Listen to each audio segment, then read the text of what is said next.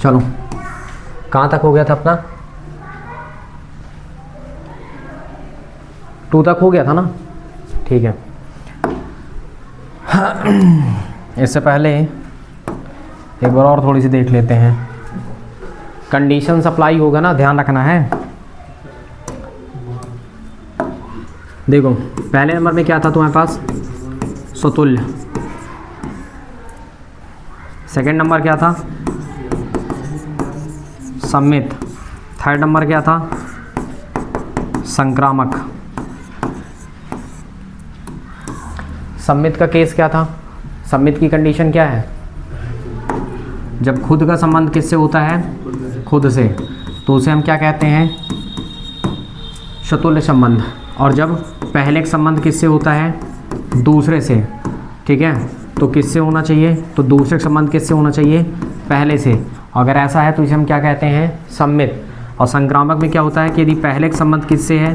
दूसरे से, और दूसरे का संबंध किससे है? तीसरे से, ठीक है। तो इसका मतलब ये है, तो पहले का संबंध किससे होना चाहिए? तीसरे से, ठीक। ये कंडीशंस है, ठीक है, ध्यान रखना है ना। जब खुद का संबंध किससे होता है? खुद से। जब खुद का संबंध किससे निकालेंगे आप? खुद से, तो उसे हम क्या कहेंगे? शतुल्य संबंध, ठीक है। ये सब तुमको ढूंढना नहीं पड़ेगा ना, ये सब ऑटोमेटिक पूरा क्वेश्चन में आता है, रिलेशन बन के आता है, ठीक है। यहाँ पे 2 प्रकार के क्वेश्चन मिलेंगे आपको, ठीक है। पहले में तो ये समुच्चय बना के दे देगा, रोस्टर फॉर्मेट में दे देगा, बस उसको चेक करना है, ठीक है। लेकिन जब तुम खुद मानोगे तो खुद का संबंध खुद से तुमको प्रमाणित करना होगा। अगर आपने खुद का संबंध खुद से प्रमाणित किया तो शतुल्य संबंध होगा। और अगर आपने पहले का संबंध दूसरे से मान लिया और दूसरे का संबंध आपने पहले से दिखा दिया तो इसका मतलब सम्मित है। और अगर पहले का संबंध दूसरे से मान लिए, फिर दूसरे का संबंध तीसरे से मान लिए, तो आपको ये दिखाना पड़ेगा कि पहले का संबंध तीसरे से है। अगर आप नहीं दिखा पा रहे हैं तो संक्रामक नहीं है, ठीक है। एक बात और, ये मैं पहले ही बताया था, फिर भी बता रहा हूँ, ठीक है, कि यदि पहले का संबंध दूसरे से है, ठीक है, और दूसरे का संबंध किसी और से नहीं है, इस केस में भी संक्रामक होता है। इस केस में भी क्या होता है? संक्रामक। पहले का संबंध किसी दूसरे से है लेकिन दूसरे से संबंध स्टार्ट ही नहीं हो रहा है। जैसे देखो पहले का संबंध दूसरे से है, फिर दूसरे का संबंध यहाँ तीसरे से हो गया ना, मतलब ए का संबंध बी से, फिर बी से स्टार्ट हो रहा है, ठीक है। तो इसका मतलब बी से अगर स्टार्ट होने वाला, मतलब सेकंड वाले से स्टार्ट होने वाला कुछ है ही नहीं, तब भी वो क्या माना जाएगा? संक्रामक माना जाएगा। ये ध्यान रखना, बहुत अच्छे से बिल्कुल क्लियरली ध्यान रखना है, ठीक है ना। क्योंकि जानकारियां बिल्कुल ट्रांसपेरेंट होना चाहिए। ट्रांसपेरेंट का मतलब समझ रहे हो ना, आर पार बिल्कुल देख सको आप, ठीक है ना, बिल्कुल क्लियर सारी जानकारी होनी चाहिए। चलिए चलते हैं आगे, ठीक है। तो यहाँ तक क्लियर है ना आपका।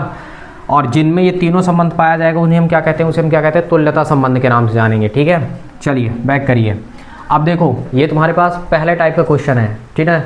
यहाँ से कैसे लिखना है और क्या करना है ये जानकारी आपको यहाँ से मिलेगी, ठीक है। देखिए कैसे आपको लिखना है।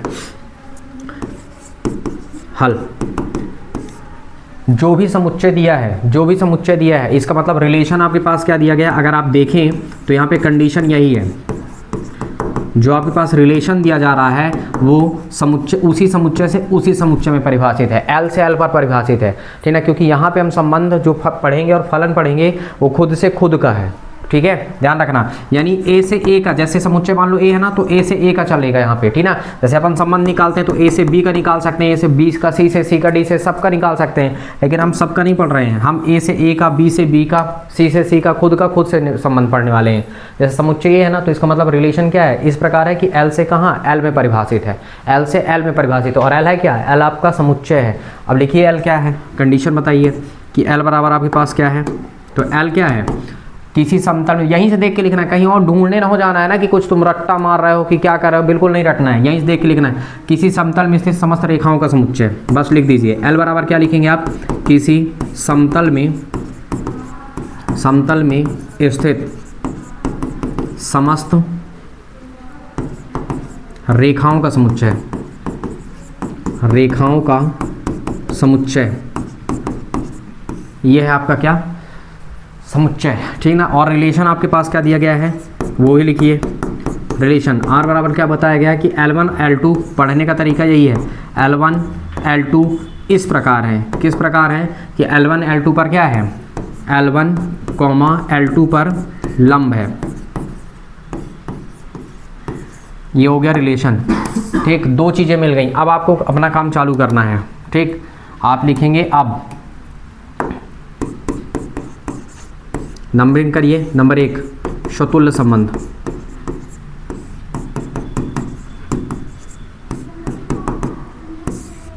अब देखो स्वतुल्य संबंध में तुम्हारे पास कंडीशन क्या है, इस तरह के सवाल के लिए कुछ नहीं करना है, बस इतना यहाँ पे रखो L1 L1 पर लंब है, ठीक है। अब यहाँ पे देखिए इससे लेना है ना, यहाँ से चालू करना है। अब आप ये बताइए L1 अगर रेखा है, L1 L2 से ये सब रेखाओं का नाम है ना, ये L1 L2 रेखा दिया गया है, तो L1 L1 पर लंब है। मान लेते हैं, थोड़ी देर के लिए दिमाग लगाओ। यहाँ पे कंडीशन पता है, आप ये कहने में सक्षम हैं क्या, मतलब ये सही तरीका होगा कि L1 L1 पर लंब है। यहाँ पे 1 करिए, 2 को 1 करिए पहले, L1 L1 पर लंब है। आप एक रेखा लेके आइए, ठीक है। अब प्रतिबिंब देखो, स्वतुल्य का मतलब खुद का संबंध खुद से होना चाहिए। संबंध ये बताया है कि लंब का संबंध होना चाहिए ना, तो आप ये बताइए कि कल्पना करिए, मेमोराइज करो, बस हो गया और कुछ नहीं करना है। L1 नामक एक रेखा है, L1 नामक एक रेखा है, ठीक है। इसके सामने एक मिरर रखा है, तो इसका प्रतिबिंब तो यहीं पे बनेगा, ऐसे बनेगा। तो आपको क्या L1 का, ये जो L1 है, L1 का प्रतिबिंब जो मिरर पे बन रहा है, तो क्या आपको लंबवत दिख रहा है, ठीक है। इस रेखा तो ये समांतर समझ में आ रहा है, तो क्या L1 L1 पर लंब हो सकती है। कंडीशन यहाँ पे देखिए, तो यहाँ पे ये पता हुआ कि अगर आप भी खड़े होगे, अगर आप अपने आप को L1 मान लो थोड़ी देर के लिए, और सामने मिरर लगा है, प्रतिबिंब बनाना है, ठीक ना, तो जब आप मिरर में प्रतिबिंब बनेगा तो क्या होगा, आप जो खड़े हैं सेम हूबहू एक उसी तरह और खड़ा हो जाएगा। तो अगर आप कल्पना करें तो ये आप खड़े हैं, ये आप खड़े हैं और ये आपका प्रतिबिंब है, तो ये तो एक दूसरे के समांतर हो रहा है ना, लंबवत तो हो ही नहीं रहा है। तो इसका मतलब क्या हुआ, इसका मतलब ये हुआ कि आप यहाँ बताएंगे, इसी को देख के लिखना रहता है, L1 पर लंब नहीं हो सकती है, लंब नहीं हो सकती है, ठीक। अगर ऐसा नहीं हो सकता है तो फिर आप बताएंगे कि L1 does not belong to capital R, मतलब आप फिर ये बताएंगे कि L1 does not belong to R, मतलब खुद का संबंध खुद से नहीं है। संबंध आना था लंब होने का संबंध तो आया नहीं ना खुद का खुद से। इसका मतलब क्या हुआ, जब संबंध नहीं है, खुद का खुद से संबंध नहीं है, तो आप बताएंगे क्या आता है, R एक स्वतुल्य संबंध नहीं है। क्या नहीं है, स्वतुल्य संबंध नहीं है, ठीक। सेकेंड केस अप्लाई करते हैं सममित का। नंबरिंग कर लीजिए, सममित संबंध।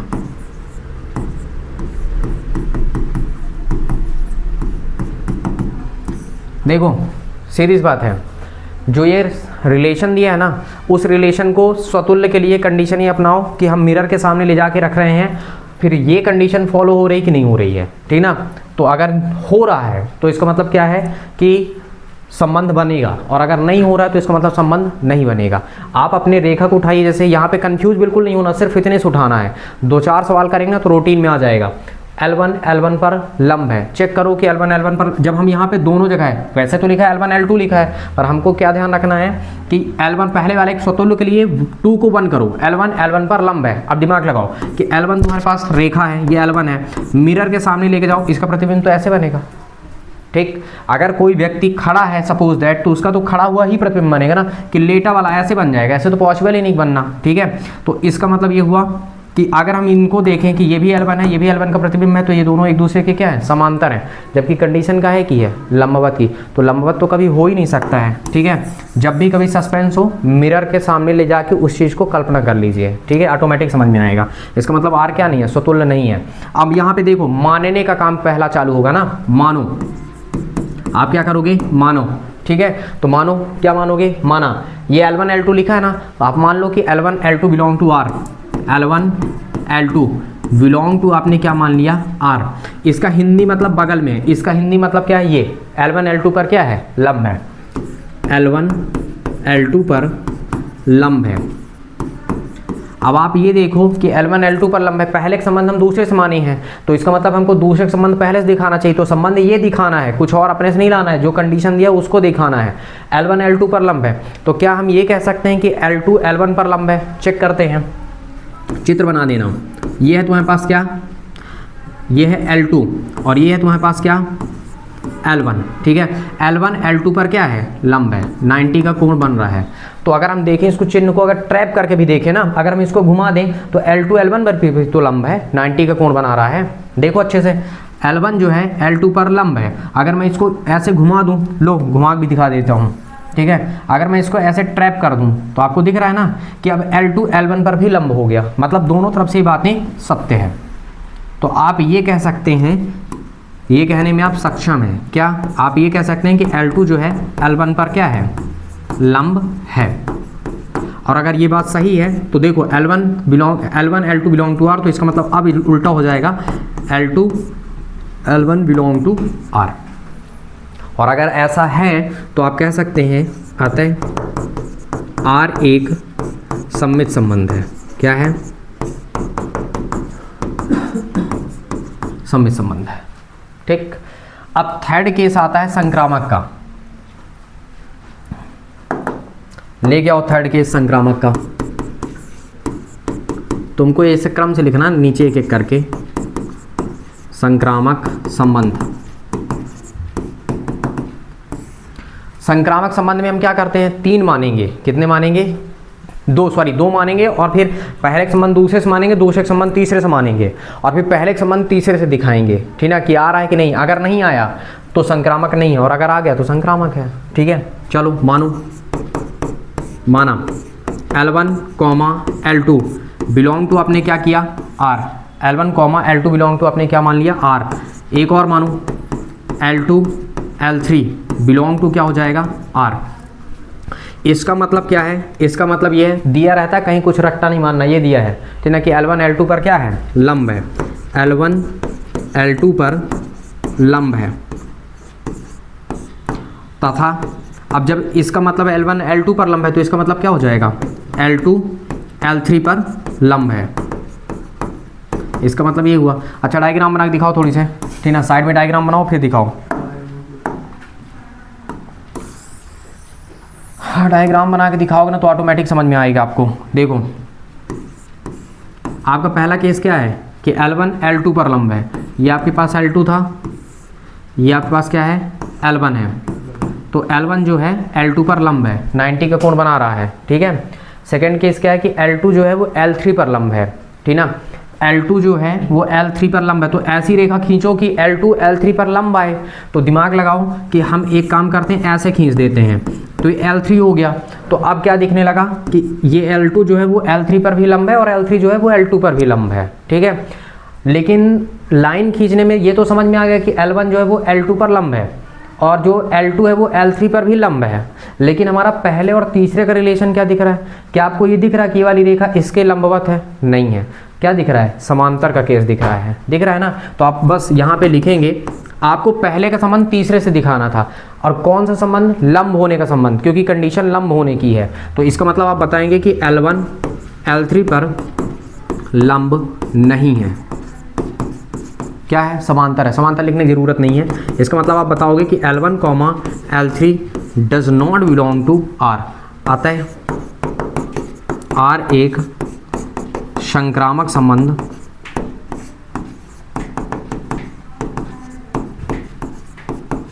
नहीं है। ठीक, और प्रश्न क्या कह रहा था, प्रश्न में आओ अपने। प्रश्न तुम्हारा कह रहा था कि सिद्ध कीजिए कि R सममित है। तो सममित तो है, देखो लिखा है ना सममित है। फिर बोला है ना तो यह स्वतुल्य ना ही संक्रामक, तो स्वतुल्य भी नहीं निकला और ना ही संक्रामक भी नहीं निकला। ठीक है, तो आप लास्ट में लिख सकते हो कि अतः R सममित है किंतु स्वतुल्य और संक्रामक नहीं है। ठीक है, लास्ट में लिख दीजिए अतः दिया गया संबंध R सममित है किंतु ना तो स्वतुल्य है और ना ही संक्रामक है। ये कैसे है, ठीक, ये बनना चाहिए हर हाल में। एक आध दो सवाल इसी तरह लगाएंगे ना तो बनने लगेगा। ठीक ना, दिमाग में आने लगता है कि कैसे करना है। ठीक है, 2-4 तो करने में ऑटोमेटिक बनने लगेगा। ठीक ना, इतना हाई फाई कुछ है ही नहीं कि आप सोचें कि कठिन है। ठीक, चलिए नेक्स्ट में चलते हैं। Question number 4। अब देखो इसमें प्रॉब्लम नहीं है, इस तरह के क्वेश्चन में प्रॉब्लम नहीं होती, जिसमें रोस्टर रूप में खुद ही रिलेशन देता है ना, जिसमें रोस्टर रूप में देगा ना तो हमको दिक्कत नहीं होती है, ठीक ना। इसमें क्या होगा, किसी भी को दिक्कत नहीं होगा, यहाँ पे आसान ये बन जाएगा। देखो हल, अब बताओ दिया क्या है, दिया है समुच्चय, समुच्चय कितना है 1 2 3। अब देखो जो हम कहते हैं ना कि खुद का संबंध खुद से होना चाहिए, तो खुद का संबंध खुद से कहीं और के लिए नहीं है, खुद का संबंध खुद का से समुच्चय के अवयव का है, ठीक ना। कि 1 का संबंध 1 से ही हो, 2 का संबंध 2 से ही हो, 3 का संबंध 3 से ही हो, ये ढूंढना पड़ता है रिलेशन में, क्वेश्चन देता है, ठीक ना। तो देखो यहाँ पे भी तुमको दिखाते हैं, पहला नंबर तुम्हें और रिलेशन क्या दिया गया है, और रिलेशन आर तुम्हारे पास कितना दिया गया है 1 1, फिर कितना दिया गया है 2 2, फिर कितना दिया गया है 3 3, फिर कितना दिया गया है 1 2, फिर कितना दिया गया है 2 और 3। ये है, आई बात समझ में। अब यहाँ पे देखो, अब तुम्हारा काम चालू, ठीक, टॉपिक बनाओ और लिखना चालू करो।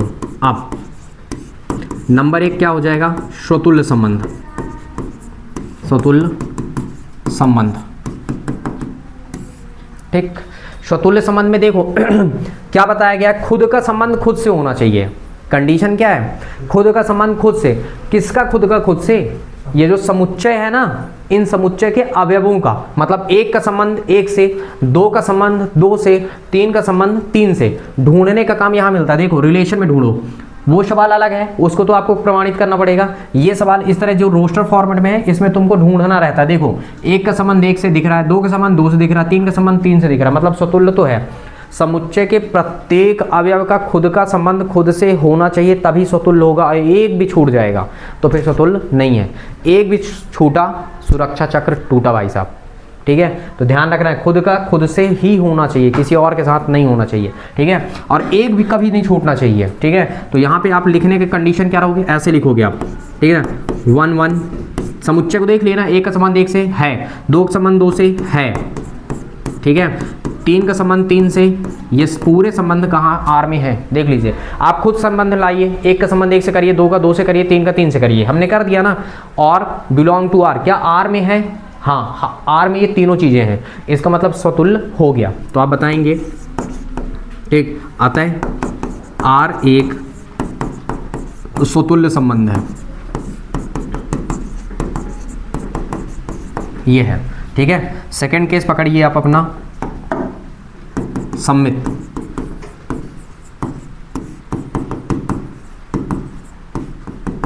अच्छा पता है, सुनो बताएं, जब एक बार स्वतुल्य हो जाए ना, तो खुद जब भी सम्मित वगैरह या संक्रामक चेक करना होगा ना, तो हम इनका नहीं चेक करेंगे, हैं, इनका चेक हमको नहीं करना है, इनसे मतलब नहीं हमको।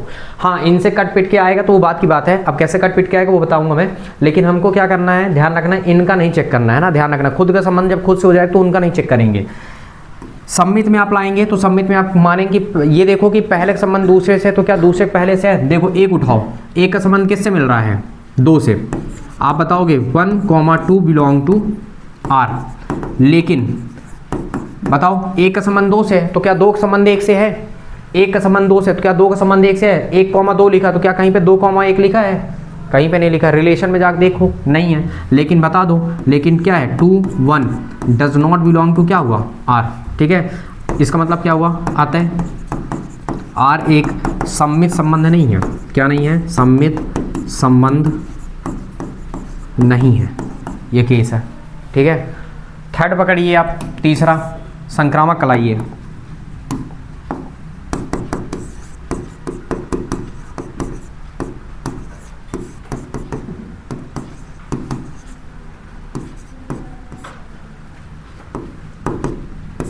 संक्रामक में क्या है, संक्रामक में आपको फिर से चेक करना है, इनका नहीं चेक करना है ना, ध्यान रखना। 1 का संबंध किससे है, 2 से, ठीक है, लिखो 1 का संबंध 2 से है, तो 2 से स्टार्ट होने वाला कौन है, और 2 का संबंध क्या है, किसी से है, 2 का संबंध किससे है, 3 से है, बहुत सही। पहले का संबंध दूसरे से है, दूसरे का संबंध तीसरे से है। अब ये चेक करो क्या 1 का संबंध 3 से है, देखो क्या 1 3 लिखा है कहीं, देखो ऐसे सोचो कि हम 2 से 2 को उड़ा दिए तो 1 और 3 लिखा है कि नहीं लिखा है कहीं पे, बताओ 1 और 3 तो कहीं पे नहीं है रिलेशन में, तो आप बताओगे। लेकिन 1 3 does not belong to R, 1 का संबंध 2 से है, 2 का संबंध 3 से है, लेकिन 1 का संबंध 3 से नहीं मिला। और जब नहीं मिला तो इसका मतलब क्या हुआ, आता है R एक संक्रामक संबंध नहीं है, यह केस, ठीक है। और ये नॉर्मल तरीके से हल हो जाता है, ठीक है, इतना हाई फाई कुछ नहीं है, ठीक। बात समझ में आई? देखो बोला भी है, सिद्ध करने के लिए बोला था कि प्रदत्त संबंध शतुल्य है, ठीक है, ना तो सम्मित है और ना ही संक्रामक है। तो देखो दिख तो रहा है कि R शतुल्य संबंध है, लेकिन सम्मित नहीं है और ना ही क्या नहीं है, संक्रामक नहीं। तो R लास्ट में लिख देना, आता है दिया गया फलन स्वतुल्य है किंतु संक्रामक और सम्मित और संक्रामक नहीं है। ये आपको सिद्ध करने के लिए लिखना पड़ेगा, ठीक है। तो चलो लिख देता हूँ मैं, क्या लिखोगे, आता है दिया गया संबंध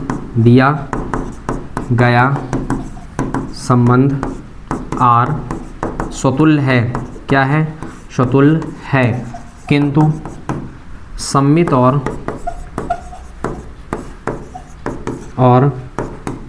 संक्रामक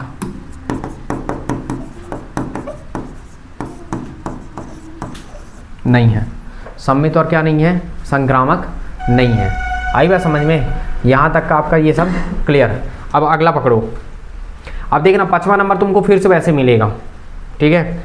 अगर हम 5वें नंबर की बात करते हैं तो 5वें नंबर में देखो फिर से वही हाल है, मतलब इससे पहले वाला जो समुच्चय दिया था ना, सेम कंडीशन आपको, जैसे क्वेश्चन नंबर आप थर्ड करके आए हैं उसी तरह का। अब यहाँ पे कंडीशन आएगी तुम्हारे पास, ठीक। देखो अब यहाँ पे तो ढूंढना नहीं ना, तो यहाँ पे आप रोस्टर रूप बना तो लेंगे लेकिन बहुत लंबा खींचेगा रोस्टर रूप। तो रोस्टर रूप की बजाय हम एक काम करते हैं, जो समुच्चय निर्माण रूप दिया है ना, तो दो तरीके से आपको हल करने के लिए मिलेगा। एक रोस्टर फॉर्मेट का उठाओ, देखो ये रोस्टर रूप का है, रोस्टर रूप वाले को ऐसे हल करते हैं ढूंढ के, ठीक है। देखते हैं कि समुच्चय के अवयव का संबंध खुद से है रिलेशन में कि नहीं है, ये रोस्टर फॉर्मेट का है, ठीक है। और समुच्चय निर्माण रूप में लिख के आपको दिखाना पड़ेगा, ठीक है, कि खुद का संबंध खुद से आ रहा है कि नहीं आ रहा है। फिर पहले का संबंध हम दूसरे से माने तो दूसरे का पहले से हम दिखा पा रहे हैं कि नहीं दिखा पा रहे हैं। और फिर पहले का जब हम दूसरे से मान रहे हैं, दूसरे का तीसरे से मान रहे हैं, तो क्या हम पहले का तीसरे से रिलेशन दिखा पा रहे हैं कि नहीं दिखा पा रहे हैं, ठीक है। तो यहाँ पे सारी चीजें मतलब दिमाग में ये चलनी चाहिए। अब आप आओ, सबसे पहले आओ, जेड क्या है, दिया क्या है तुम्हारे पास, पूर्णांक। पहले पूर्णांक के बारे में डिस्कशन कर लेते हैं, फिर उसके बाद क्वेश्चन हल करते हैं। पूर्णांक क्या है, पूर्णांक संख्याएं क्या हैं, पूर्णांक संख्याएं मतलब आपके पास पूर्णांक में क्या होता है, -3, -2, -1, 0, 1, 2, 3 डैश। मतलब पूर्णांक में धनात्मक की संख्या आती है और ऋणात्मक संख्या भी आती है, शून्य भी आता है, ठीक है। दिमाग में ये होना चाहिए, धनात्मक संख्या भी आएंगी, ऋणात्मक संख्या भी आएंगी, और क्या आएगा आपके पास मिलके, शून्य भी आएगा। तो इसका मतलब धनात्मक ऋणात्मक संख्या कोई सी भी हो, ठीक है, अगर धनात्मक है या ऋणात्मक है या शून्य है, तो इसका मतलब हम उसे पूर्णांक कह सकते हैं, ठीक है। कह सकते हैं, नहीं कहते हैं, ठीक है। अब यहाँ पे कंडीशन लिखने की है तो देखना थोड़ी सी हमको मानना पड़ेगा ना, इसलिए मैं अभी पहले से बता दिया। आप कोई सी भी संख्या आ जाए, दुनिया की कोई सी भी संख्या आ जाए, चाहे पॉजिटिव हो चाहे निगेटिव हो चाहे जीरो, वो पूर्णांक इंटीजर ही कहलाएगा, जिसको हम जेड से लिखेंगे। किससे लिख देंगे, जेड से। अब चालू करिए अपना काम, ठीक, करिए हल, देखते जाना क्या दिया गया है। सबसे पहले जेड दिया है पूर्णांक को। अब देखो जो समुच्चय होता तो यहाँ पे रिलेशन क्या है, समुच्चय से उसी समुच्चय में परिभाषित होता है ना। इसका मतलब आप समझ जाइए पहले से, ठीक ना, कि क्या दिया है, क्या है रिलेशन इस प्रकार है कि जेड समुच्चय से जेड में ही है, ठीक है, पूर्णांक से पूर्णांक में ही है। कहाँ है, पूर्णांक से पूर्णांक में, ठीक। ये जो समुच्चय का नाम है ना, तो खुद से रिलेशन खुद में ही है, ठीक है। अब जेड क्या है तुम्हारे पास, तो जेड बराबर क्या है तुम्हारे पास, पूर्णांकों का समुच्चय। क्या है, पूर्णांकों का समुच्चय। मतलब इसमें धनात्मक संख्याएं और ऋणात्मक संख्या और जीरो रखा हुआ है, ठीक है। लेकिन पॉइंट की संख्या नहीं होती है ना, पूर्णांक में पॉइंट नहीं होता है, ठीक है, ध्यान रखना, पूर्णांक में पॉइंट नहीं होता है। पॉइंट वाली जो संख्या होती है ना, वो रियल नंबर पे आती है, वास्तविक संख्या में आता है, ठीक है, इससे अतिरिक्त कहीं नहीं आएगा, ठीक है। गिनती की संख्या जिनको हम वास्तविक यानी क्या कहते हैं, प्राकृत संख्या तो वैसे भी 1 से चालू होती है, 1, 2, 3, 4, 5, उनमें भी कभी नहीं रहेगा। पॉइंट की संख्या अगर आ रही है ना, तो इसका मतलब समझ जाइए कि वो सिर्फ वास्तविक संख्या होंगी, ठीक ना। गिनती में कभी आता है, गिनती की संख्या को प्राकृत संख्या कहते हैं। बताओ कभी भी काउंटिंग करते हो, ठीक है, मान लो गिनना चालू किए 1 पेन, फिर गिनते हो 1.1 पेन, 1.2 पेन, ऐसे कभी काउंट किए हो, कभी नहीं होगा, काउंटिंग ही नहीं होगा, ठीक है। इस तरह काउंटिंग नहीं होता है। 1, 2, 3, 4, 5, 6, 7, अगर मान लो तुमको काउंट भी करना है ये, ठीक है, 1, 2, 3 ऐसे काउंट करोगे किसी भी चीज़ को, ठीक है। आप काउंट कभी पॉइंट में नहीं करते हो, ठीक है। अब मान लो बहुत सारी यहाँ पे जैसे चेयर लगी हैं, अब मैं पूछूं कितनी चेयर हैं, अब आप कह रहे हो सर 10.3 चेयर हैं, इसका क्या मतलब हुआ, 10.3 चेयर का क्या मतलब है, ठीक है। तो कभी भी संख्या को पॉइंट में नहीं बताया जाता है। तो पॉइंट मतलब नेचुरल नंबर में यानी प्राकृतिक संख्या में कभी भी दशमलव नहीं आएगा, पूर्णांक में भी नहीं आता है, पूर्ण में भी नहीं आता है, ठीक है। आएगा किस में, ठीक, जो पॉइंट की संख्याएं आती है ना वो परिमेय संख्या में आती हैं, परिमेय में आता है, परिमेय में आता है। परिमेय अपरिमेय के समूह को हम क्या कह देते हैं, वास्तविक संख्या कहते हैं। परिमेय अपरिमेय के समूह को हम क्या कहते हैं, वास्तविक संख्या, ठीक है। अब देखो जेड तो हमने उठा लिया, आर क्या दिया है बताओ, आर क्या है, देख के बोलते भी नहीं बनता। आर बराबर क्या है, ए बी। इस प्रकार है, किस प्रकार है कि जो संख्या 2 है, संख्या 2 a माइनस बी को क्या करती है, को विभाजित करती है, लिखा है विभाजित करती है।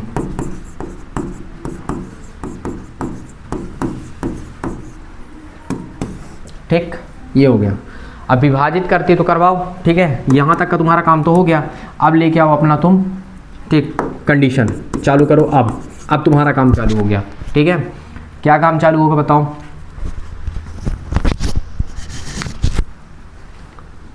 काम क्या है आपका यहाँ पे,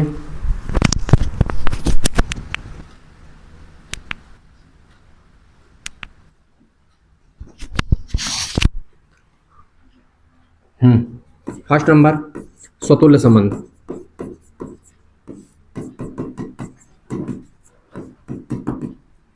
ये बन गया। स्वतुल्य में कहां से देखना है, कुछ नहीं करना है, ठीक है। ये जो कंडीशन यहाँ पे लिख दिया हूं, इसको जो सेकंड वाला है ना उसको पहला बना लो। पहला मतलब एक तुम्हारा पहला है, बी तुम्हारा दूसरा है। तो यहाँ पे बी की जगह में पहले केस में ए ही रखो। तो क्या देखो, संख्या ए माइनस ए को विभाजित करती है, हाँ सही है। अब एक बात बताइए, ए माइनस ए लिखोगे और 2 लिख दोगे तो 0 बटे कितना हो जाएगा, 2 तो विभाजित तो हो रहा है, 0 तो आएगा।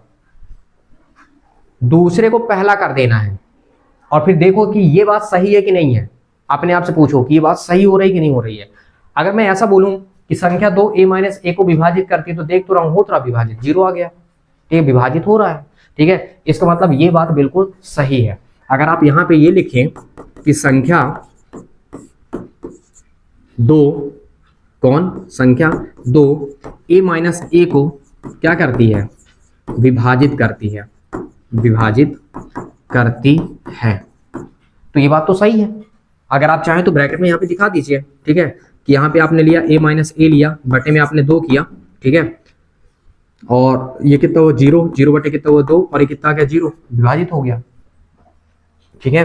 तो संख्या जो 2 है वो a माइनस ए को क्या करती है, विभाजित करती है। और अगर ये बात सही है तो इसका मतलब आप क्या लिखेंगे, इसका मतलब ये है कि ए, ठीक है ना, ये आपका एग्जाम्पल है ना, ये एग्जाम्पल है, यहीं पे आपने दिखा दिया, ठीक है। इसका मतलब खुद का संबंध खुद से है, खुद का संबंध खुद से है। अगर वो बात सही हो रही है तो इसका मतलब खुद का संबंध खुद से है, और अगर नहीं हुआ तो फिर खुद का संबंध खुद से नहीं है। तो इसका मतलब ए बिलोंग तो क्या हो गया, आर, ठीक है। तो इसका मतलब आप ये बताएंगे कि अतः आर क्या है, आर एक स्वतुल्य संबंध है। क्या है, स्वतुल्य संबंध है, ठीक है।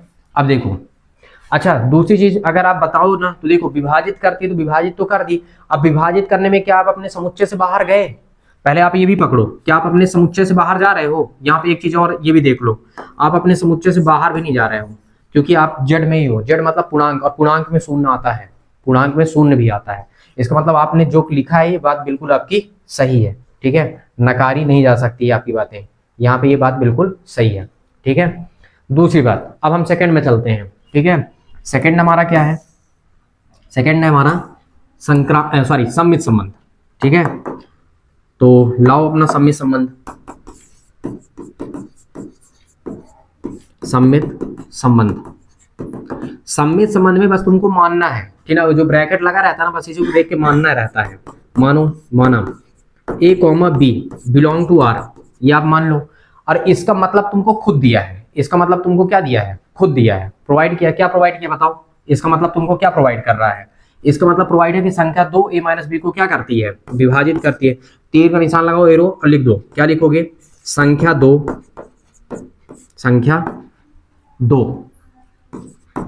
a माइनस बी को क्या करती है, विभाजित करती है।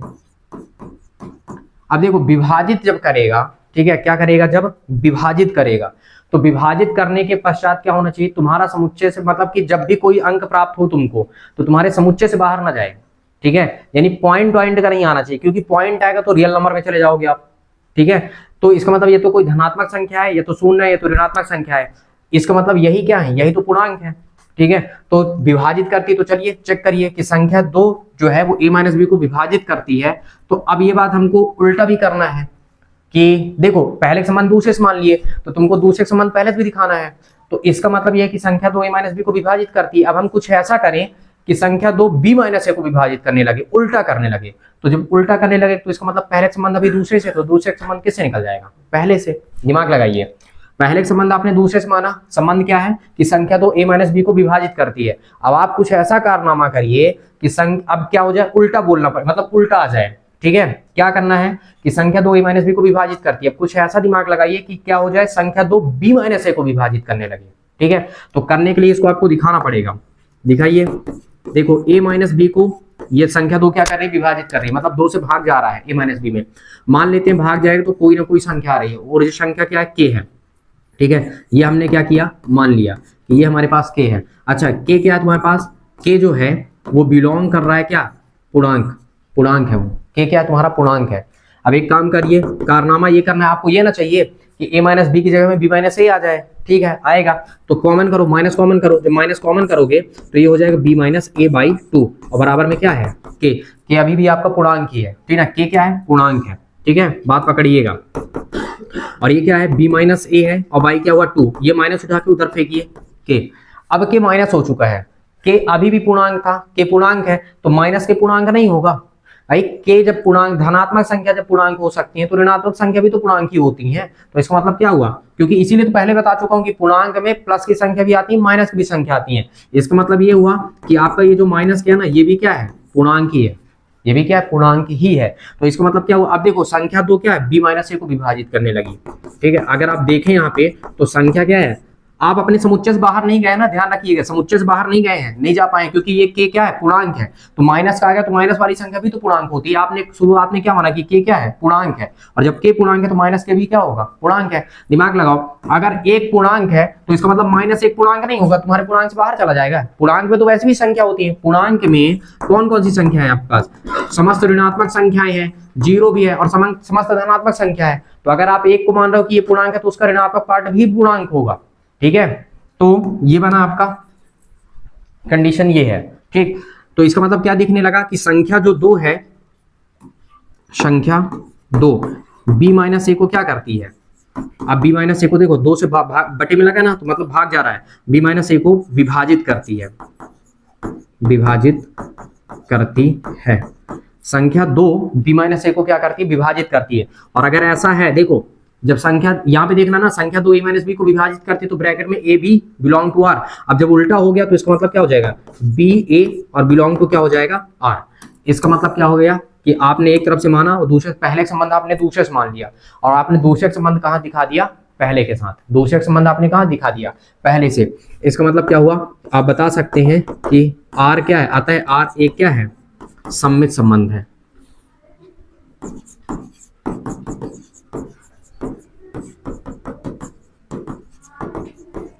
आर एक क्या है, सममित संबंध है, ठीक है।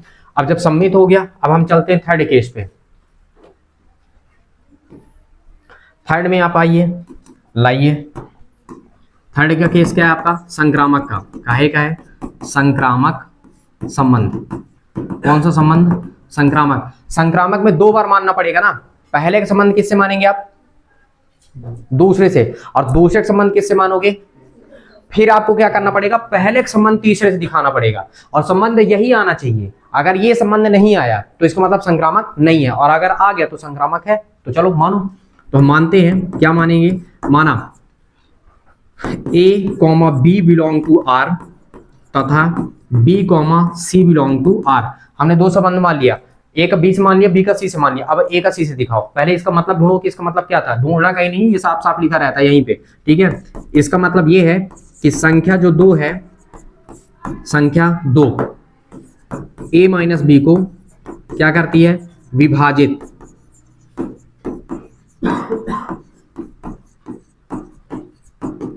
करती है, तथा इसका मतलब क्या हो जाएगा, संख्या 2, इसका मतलब क्या निकला, संख्या 2।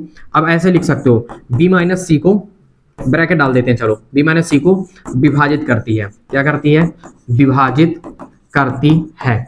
अच्छा विभाजित करती है तो इसका मतलब यह है कि अब हम करके दिखाएं, ठीक है। तो देखो, यानी a माइनस बी को संख्या 2 विभाजित करेगी तो कोई ना कोई मान तो आएगा, k1 आ गया, कोई संख्या आएगी और वो पूर्णांक संख्या ही होगी, ठीक है। ये ले लेते हैं तथा, ठीक है, इसको इक्वेशन फर्स्ट भी मान सकते हो, ठीक है। अब b माइनस सी को जब संख्या 2 विभाजित करेगी, विभाजित करने में कोई ना कोई संख्या तो आएगी। अब कौन सी संख्या आ रही है तो पता नहीं है, तो कोई ना कोई संख्या आएगी, ठीक है। इसको इक्वेशन सेकंड मानते हैं और हम बताएंगे कि k1 और k2 दोनों क्या हैं, पूर्णांक हैं। ये k1 comma k2 belong to r, मतलब दोनों पूर्णांक है, ठीक है। डिवाइड होने के पश्चात पूर्णांक ही आ रहा है, ठीक है। अब कुछ कारनामा ये करना है तुमको, ये तुम्हारा दिमाग अपने से लगाना है कि हम ऐसा क्या करें कि पहले का संबंध तीसरे से दिखने लगे, ठीक है। तो दिमाग लगाओ, समीकरण 1 और समीकरण 2 को जोड़ दो। समीकरण 1 धन क्या करने पर, 2 करने पर तो जोड़ो तो क्या आएगा बताओ, ये आया a माइनस बी बाई 2 और कितना हुआ तुम्हारे पास, धन b माइनस सी बाई 2 और ये इधर जुड़ जाएगा k1 प्लस क्या हो जाएगा k2, ठीक है। एक बात बताइए, अगर एक पूर्णांक है और 2 पूर्णांक है और दोनों जोड़ दो तो कितना आ गया, 1 धन 2 3, तो 3 पूर्णांक नहीं है, 3 भी तो पूर्णांक है, ठीक है। अगर आप किसी भी 2 पूर्णांक संख्या को जोड़ोगे ना पूर्णांक ही आएगा, ध्यान रखना, पूर्णांक जोड़ने से पूर्णांक आएगा, घटाने से पूर्णांक ही आएगा, ठीक है। अब देखो जब इसको हल करोगे तो बटे में एलसीएम कितना आया 2 और यहाँ पे कितना है a minus B plus B minus C और ये हो गया क्या k1 प्लस k2, ठीक है। और ये k1 प्लस k2 जो है वो क्या है, बिलोंग टू, यहाँ पे लिख सकते हो, यहीं पे बता दो, चलो k1 plus k2 belong to z, ये पूर्णांक ही है, कुछ और नहीं है, ये क्या है, पूर्णांक है। अब देखो ये से क्या हो गया, कैंसिल, माइनस बी से प्लस बी क्या हुआ, कैंसिल। अगर आप देख पा रहे होंगे तो a माइनस सी बाई 2 और ये क्या है k1 प्लस k2 और ये पूर्णांक है। दिमाग लगाओ, यहाँ पे क्या समझ में आ रहा है कि संख्या 2 a माइनस सी को क्या करती है, विभाजित कर रही है, दिख भी तो रहा है, ठीक है। क्या दिख रहा है, संख्या 2, ठीक, a माइनस सी को क्या करती है, को विभाजित करती है। और अगर ये बात सही है, आ भी गया, ठीक है, तो पहले संबंध तीसरे से आ गया, तो इसका मतलब आप क्या लिखेंगे, इसका मतलब ये हुआ कि a comma c belong to क्या हो गया r। अब आप इसे बताएंगे, ठीक है, अतः r एक क्या है, r एक संक्रामक संबंध है, r क्या है, संक्रामक संबंध है। तो r यहाँ पे क्या निकला, पहला केस क्या था, अगर हम देखें पहला तो ये हुआ खुद का संबंध खुद से, तो स्वतुल्य हो गया। फिर सेकंड केस क्या था तुम्हारे पास, सम्मित, पहले के संबंध दूसरे से माने तो दूसरे के संबंध पहले से दिखा दिए, ठीक ना, वही रिलेशन आ रहा है, इसका मतलब क्या हो गया, सम्मित। अब यहाँ पे देखो, पहले के संबंध हम किससे मानते हैं, दूसरे से, और दूसरे संबंध किससे माने, तीसरे से, ठीक ना। संबंध क्या था कि संख्या 2 जो है वो a माइनस बी को क्या करती है, विभाजित करती है। तो हम इसको जब सॉल्व करते हैं तो हमने क्या लिया है कि पहले के संबंध जब दूसरे से माने, दूसरे के संबंध तीसरे से माने, तो हम पारा पहले के संबंध किससे हमने निकाल दिया, तीसरे से। तो इसका मतलब क्या है कि जब पहले के संबंध दूसरे से और दूसरे के संबंध तीसरे से है तो आपको पहले के संबंध तीसरे से दिखाना पड़ेगा। अगर आपने दिखा दिया तो संक्रामक है, तो हमने दिखाया तो इसका मतलब क्या है, संक्रामक है। और लास्ट में कंडीशन डालो, फिर क्या कंडीशन डालोगे, ठीक है, लिखो, चूंकि दिया गया संबंध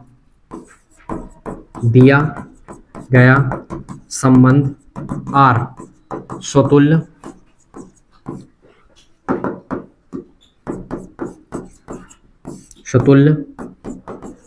सम्मित तथा संक्रामक है, इसलिए दिया गया संबंध R एक तुल्यता संबंध है, ठीक, ये कंडीशन है। अब इस तरह के सवालों को इसी तरह से क्या करना है, कंप्लीट करना है, ठीक है। और लिखने का तरीका बिल्कुल हूबहू यही होना चाहिए, ठीक।